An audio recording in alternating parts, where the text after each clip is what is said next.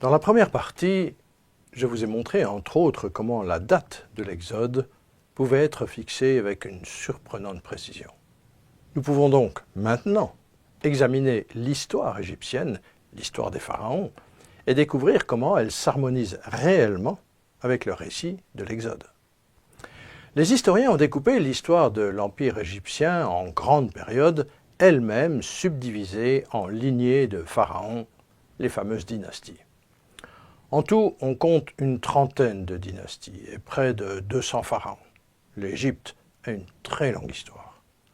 Les historiens font débuter l'ancien empire d'Égypte vers 2700 avant Jésus. C'est l'époque des grandes pyramides dans la région de Memphis, dont la très ancienne du pharaon Djéser et les célèbres pyramides des pharaons Khéops, Képhren et Mykérinos. C'est la grande époque, l'époque puissante, centrée autour d'une gouvernance forte et qui pose les bases d'un empire qui va se maintenir pendant 3 millénaires.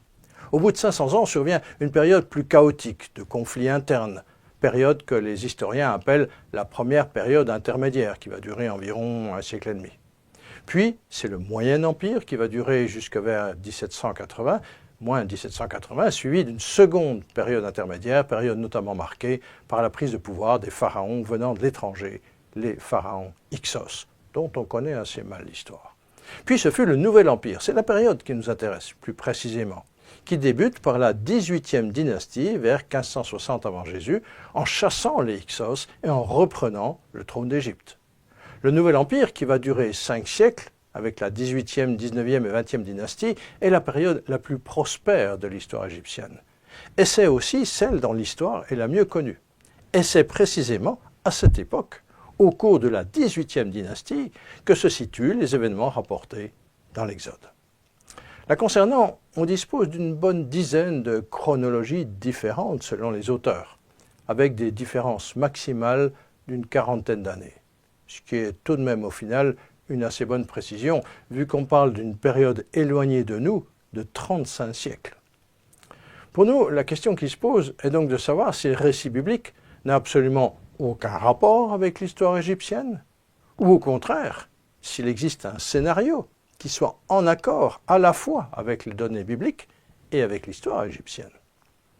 Pour affiner la recherche, il faut revenir au récit biblique et rechercher d'autres indications complémentaires. On y apprend que Moïse avait 40 ans lorsqu'il s'est enfui en Madian, et que c'est précisément après une autre longue période de 40 ans que Dieu lui a demandé de retourner en Égypte. Autre détail important du récit, on apprend que c'est au cours de son exil en Madian que le pharaon meurt, et que c'est juste après que Dieu demande à Moïse de retourner en Égypte pour libérer le peuple. Le texte confirme encore ces données en précisant que Moïse a alors 80 ans quand il confronte Pharaon. Donc, ce que nous devons rechercher, c'est un pharaon dont le règne a été très long, et dont la durée a même été supérieure à 40 ans. Si on dresse la liste de la trentaine de pharaons des 3 dynasties du Nouvel Empire, on constate que seuls 2 pharaons remplissent cette condition. Ramsès II, de la 19e dynastie, qui a régné 66 ans, et Thoutmôsis III, de la 18e dynastie, qui a régné pendant 54 ans. Le choix est donc extrêmement limité. Vu que Ramsès II a vécu 2 siècles après la période indiquée par la Bible pour l'Exode, il ne reste que Thoutmôsis III. Par ailleurs, indication très intéressante, ce qu'on sait de son règne, c'est qu'il a été un pharaon énergique, un fanatique de grande construction, et qu'il a mené de nombreuses campagnes militaires pour soumettre les nations environnantes. Un égyptologue l'a même surnommé le Napoléon de l'Égypte antique. À son époque, il recevait de Syrie et Canaan du vin, de l'huile, du bétail, des chevaux, de l'argent, du cuivre, des pierres précieuses, des armes, des chars, des serviteurs et des princesses pour le harem royal. Et d'Afrique arrivaient l'or, l'ivoire et l'ébène.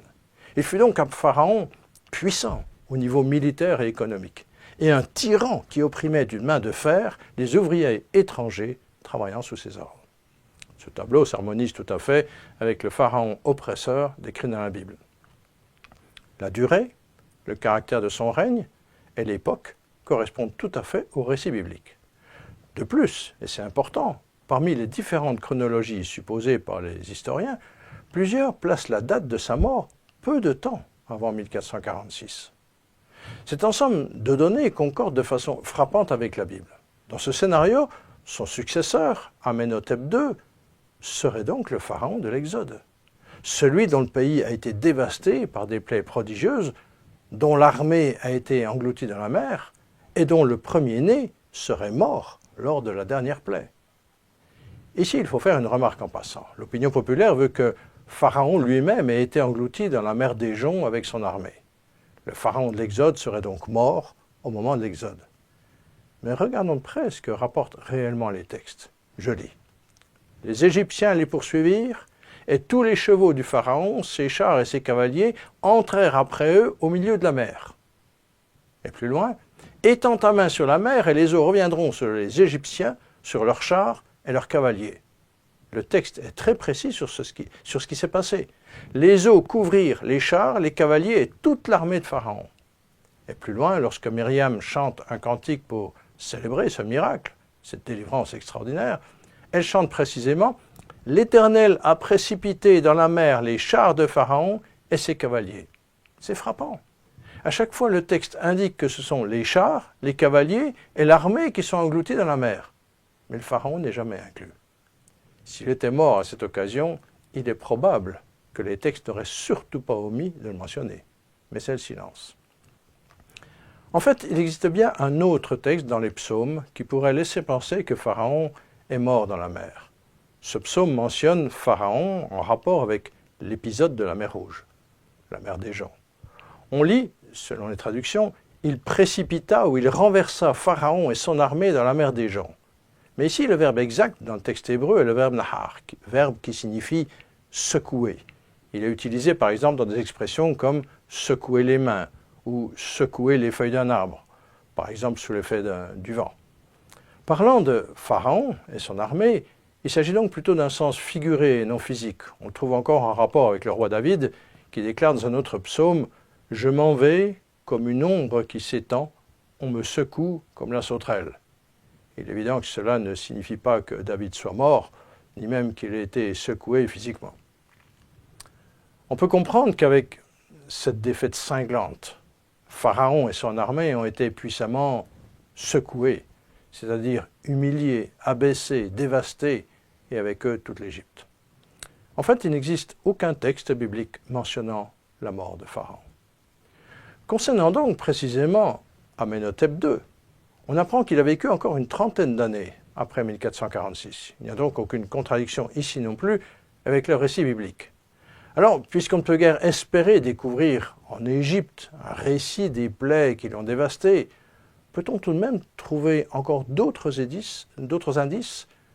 Oui, et on peut en citer deux.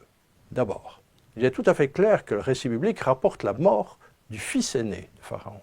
Donc la question se pose concernant le fils aîné d'Amenhotep II. Et on découvre que, curieusement, Amenhotep II n'a pas eu pour successeur son fils aîné. Thoutmôsis IV, qui lui a succédé, est bien un de ses fils, mais ce n'est pas l'aîné. Cette anomalie dans la succession a interrogé les historiens, qui n'ont pas trouvé de réponse satisfaisante. On a trouvé, entre les pattes du grand sphinx de Gizeh, une plaque appelée la stèle du songe, qui rapporte le récit du rêve qu'avait fait Thoutmôsis IV, rêve lui apprenant qu'il serait le futur pharaon. Ce qui confirme bien que ce n'était pas l'ordre normal des choses, puisque normalement c'est son frère aîné qui aurait dû monter sur le trône. C'est comme si cette stèle donnait la raison ou la justification de cette succession anormale. On a également retrouvé parmi les centaines de tombes de la nécropole de Thèbes la tombe TT 64 portant une inscription de son précepteur, celui qui l'avait éduqué. Or, ce précepteur affirme avoir également instruit le fils aîné du roi, confirmant qu'il avait bien existé, mais il n'a jamais été pharaon et on ne sait rien de sa mort. Sauf évidemment si on veut bien accepter le récit biblique mentionnant la mort du premier pharaon. Et le second indice concerne les campagnes militaires d'Amenhotep II. Contrairement à son père, ce pharaon n'a pas la même carrure militaire. À la mort de son père, ou peut-être peu de temps avant, certains ayant supposé une période de corrégence, il mène une campagne punitive pour mater une rébellion et il ramène 2214 captifs, nombre comparable aux campagnes militaires précédentes. Mais plus tard, on apprend qu'il a mené une autre campagne, mais qui a été radicalement différente. Tout d'abord, il a lancé cette campagne en hiver, ce qui est très inhabituel puisque généralement elles avaient lieu au printemps. Et ensuite, on apprend qu'il a fait 101 128 captifs, donc 89 600 hommes. C'est un nombre énorme et totalement inédit. Il a ramené une foule d'esclaves, 46 fois plus que ses prédécesseurs. On apprend qu'il a ramené aussi 1082 chars, un autre chiffre impressionnant. Existe-t-il une explication à ce comportement inédit? Oui, bien sûr. Si on veut bien admettre la possibilité que l'Égypte ait perdu une foule énorme de travailleurs partis avec Moïse, et que le pays a donc un besoin urgent et vital de retrouver une importante main-d'œuvre. Quant aux 1000 chars, ils étaient certainement nécessaires pour remplacer les 600 chars d'élite et les autres chars de guerre qui avaient été engloutis dans la mer des Joncs. Impressionnant, n'est-ce pas? Tous les indices concordent. On devrait donc arrêter d'affirmer que le récit biblique est impossible et qu'il ne s'accorde pas du tout avec l'histoire égyptienne. C'est le contraire qui est vrai. J'en viens à la région où la Bible place l'habitation principale des Hébreux à cette époque, la région de Goshen, partie est du delta du Nil, encore appelée dans la Bible le pays de Ramsès. Les chercheurs ont découvert que c'était une région très fertile, propice à l'élevage, et l'archéologue William Albright pouvait déjà déclarer à son époque, vers 1950, « Dans l'état actuel de nos connaissances de la topographie de la partie orientale du delta du Nil, les précisions données par la Bible au sujet du début de l'Exode sont absolument exactes, géographiquement parlant. L'attitude de scepticisme vis-à-vis des anciennes traditions historiques d'Israël n'est pas justifiée. » Depuis, les fouilles menées par l'équipe autrichienne de Manfred Bietak pendant une quarantaine d'années ont permis d'obtenir beaucoup d'informations sur cette région et les cités de Pi-Ramsès, Avaris et Tanis, plus au nord. Il a montré que la région avait accueilli une forte population, avec une classe aisée, reflétée par des maisons spacieuses, et des habitations plus simples pour les ouvriers. L'agriculture était très développée, accompagnée d'un trafic commercial quasi industriel.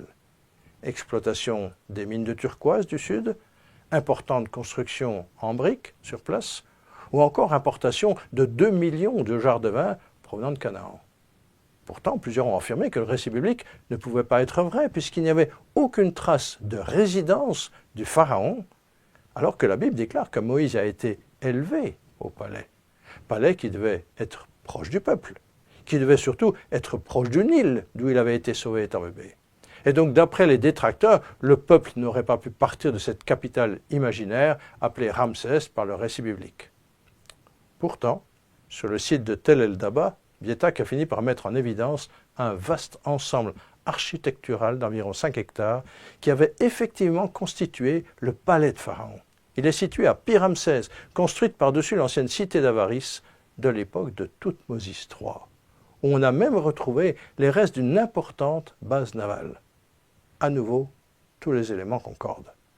Les chercheurs ont montré que l'enceinte du palais d'Avaris était située juste à côté d'un ancien bras du Nil. L'ensemble comportait même 2 palais et il existait déjà depuis la fin de la période Hyksos, puis a été agrandi au cours de la 18e dynastie à une centaine de mètres seulement d'un des bras du Nil.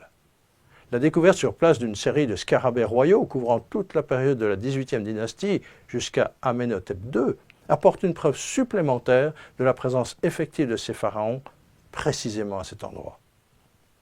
On voit ici une reconstitution de ce qui ornait la salle du trône du palais, peinture typique de l'art minoéen très prisé en Égypte à cette époque. Et cette autre reconstitution en 3D à partir des archives archéologiques nous donne une idée des lieux où Moïse a probablement vécu, étant enfant, et peut-être même plus tard. Je termine avec une dernière pièce à ajouter au dossier. Les chercheurs ont établi que cette ville a été bizarrement abandonnée au milieu du XVe siècle avant Jésus. Les historiens n'ont aucune explication à cet abandon soudain de la région et du palais royal de Pharaon. Ils ont donc supposé une épidémie ou un événement dramatique mystérieux. Événement qui n'aurait laissé absolument aucune trace.